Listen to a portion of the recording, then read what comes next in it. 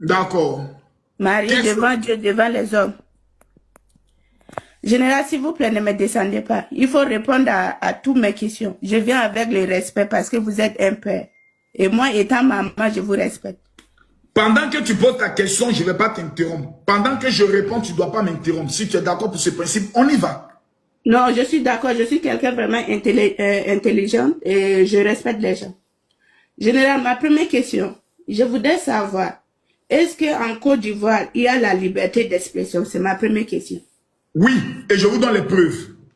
Il y a tellement de liberté d'expression en Côte d'Ivoire que si vous partez taper sur Google le classement des libertés d'expression en Afrique, la Côte d'Ivoire arrive à la 5e position. Avant l'arrivée du président Alassane Ouattara, aucun opposant ne pouvait parler sur la chaîne nationale. Aujourd'hui, dans toutes les émissions, on fait la parité de parole où les opposants peuvent venir faire des débats, traiter Alassane Ouattara d'illégitime, demander à ce que le président Alassane Ouattara démissionne. C'est ça qu'on appelle la liberté d'expression. Ce qui n'est pas possible dans les pays de l'AES. Deuxième question. Bon, deuxième question. Si vous dites que bel et bien la liberté d'expression existe, pourquoi Ziggy a été arrêté? Ziggy a été arrêté parce que pour lui, ce n'est pas une liberté d'expression, c'est un appel à l'insurrection. En Côte d'Ivoire, la plus haute institution de justice, c'est la Cour constitutionnelle. Quand vous dites, le jour des résultats de la Cour constitutionnelle, je demande à tous les Ivoiriens d'être dehors, noirs du monde. Quand ils vont voir la foule qu'il y a là, eux-mêmes là, les caisses sera pratiquement mort. Donc, vous êtes en train d'utiliser ce qu'on appelle un moyen d'intimidation sur une institution judiciaire. Quand vous dites, on va voir si en Côte d'Ivoire, il existe vraiment la justice, ou bien c'est Jonas, c'est un Jonanko, ou bien Jumanko, il a deux mots, les autres, vous remettez en cause l'indépendance de la justice. Il y a plusieurs infractions qui sont caractérisées dans ce qu'il a eu à dire. La liberté d'expression ne veut pas dire le libertinage. Si moi, Camille Makosso, j'ai dit aujourd'hui, les gars de RHDP allaient frapper les pauvres Gbagbo, je me suis exprimé librement, mais je vais assumer les conséquences d'appel à la violence. Voilà. Bon, ma troisième question. Hier, on a vu tout, on a invalidé les candidatures d'autres opposants. Sur quelle base on a invalidé la candidature de Laurent Gbagbo et de Soro et de Tidiane? D'abord, Soro Guillaume n'a jamais déposé une candidature. Okay. Il n'a jamais déposé de dossier de candidature. À titre d'information, en Côte d'Ivoire, pour qu'on retienne d'abord ta candidature, tous ceux qui sont électeurs, là, on te demande d'avoir au moins 1%. 1%, 1%. Gbagbo, malgré son grand nom, il n'a même pas pu avoir 1%. Voici pourquoi ils ont jeté le corps de Gbagbo. 1%, Gbagbo n'a pas pu avoir ça, ma chère. Et puis les papiers qui sont allés déposer, les cartes d'identité là, il y avait beaucoup qui étaient des fausses cartes d'identité comme ça. Des électeurs qu'on ne connaît pas, des fantômes. 1%, Gbagbo n'a pas pu avoir ça. Voilà pourquoi ils ont pris le corps de Gbagbo. Ils ont fait Solène en placali, et puis ils ont attaqué à Borissa, ils ont jeté son corps. Deuxième raison pour laquelle Gbagbo n'a pas été retenu, son nom ne figure pas sur la liste électorale parce qu'il a été déjà condamné pour le braquage de la banque de la BCAO. Quand Gbagbo a perdu les élections en 2010, la loi lui dit, toutes les institutions lui ont dit, vous n'êtes plus le président, cédez le pouvoir. En janvier, il a demandé, en nationalisant certaines banques, demander à ce qu'on aille prendre l'argent pour payer les fonctionnaires. Ce n'était plus à lui de le faire. Donc, il a répondu devant la loi. Il a été condamné à 20 ans de prison ferme. Il a été gracié, mais il n'a pas été amnistié. Une fois que ton casier judiciaire est taché d'une condamnation, tu ne peux plus te présenter à l'élection présidentielle de la Côte d'Ivoire. Voici pourquoi ils ont jeté son corps. Et Tidiane Thiam, lui, hélas, pendant qu'il parlait de la Côte d'Ivoire, je vais être président, il avait caché un passeport français dans son pantalon en bas là-bas. Il y avait une petite culotte. Tidiane Thiam a caché le passeport français. On a décodé. Viens donc, t'es un Français. Attendez. Je m'en vais rejeter la nationalité française. Il volait. Il dit, je n'ai pas volé, il volait. Tu vois, ce n'est pas bien. Bon, général. Dans les cas où j'accepte tout ce que vous avez dit, vous comprenez, c'est des informations claires comme ça que vous précisez, c'est correct. Bon, dans les cas que tout est clair comme ça, et vous savez bel et bien en Côte d'Ivoire aujourd'hui, il y a les partisans de tous ces candidats qui sont pas retenus. Pourquoi, au moment où je vous parle, ou depuis hier, vous prenez pas votre temps? Parce que dans un pays, lorsqu'il y a des partisans, Et c'est sûr que les partisans sont énervés. Pourquoi vous prenez pas votre temps à dire, à partir d'aujourd'hui, on sait que vous voulez telle personne comme ça, mais leur candidature n'est pas retenue, mais vous appelez pas à la paix, à l'unité au moment où je vous parle. Pourquoi vous faites pas ça, général? Répondez-moi vraiment avec il y a longtemps qu'on ne s'est pas encore frappé dans le pays. On veut se tester un peu. Il y a longtemps, c'est pas nous les Ivoiriens, on aime la bagarre. Ils parlent tôt, on parle, ils parlent, on parle, ils parlent, on parle, ils parlent. Ok, frappons-nous un peu. Je veux qu'on se frappe un peu. Non, qui vous a dit qu'il faut qu'on se frappe un peu? On n'est pas dit, oh, vous là, vous allez voir.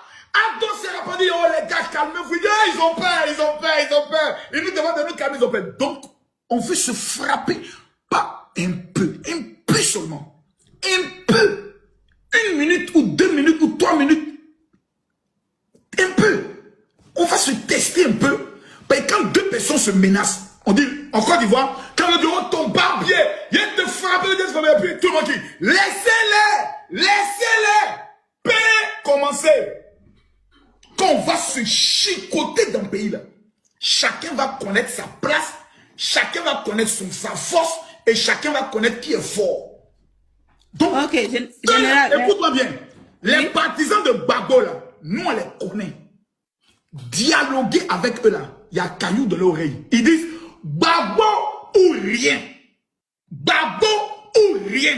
Ceux-là, ils ne comprennent que le langage du bâton. Il faut les chicoter pour qu'ils comprennent. On se connaît ici. Tu n'as pas remarqué même que chez toi, il y a des ethnies là qui sont têtus. C'est le banyana qui sort, la chicote, le queue de cheval. Quand tu me fies, j'ai compris, j'ai fait. C'est eux là. C'est des mazos. Bon, général. C'est ce qu'il aime. Ok, je vous donne raison. Maintenant, ma question la plus ultime que vous devez me répondre avec honnêteté. Général, pourquoi, sur quelle base, vous accusez le président Ibrahim Traoré qu'il est associé pour déstabiliser la Côte d'Ivoire? Sur quelle base? Et c'est pour quelle raison vous le détestez? Vraiment, répondez-moi, j'aurai la paix pour dormir aujourd'hui. 3 raisons. La première raison, il a reçu Soro Kibafouri Guillaume de façon officielle, sachant pertinemment que Soro Kibafouri Guillaume a appelé tous les militaires de la Côte d'Ivoire à se lever pour renverser Alassane Ouattara.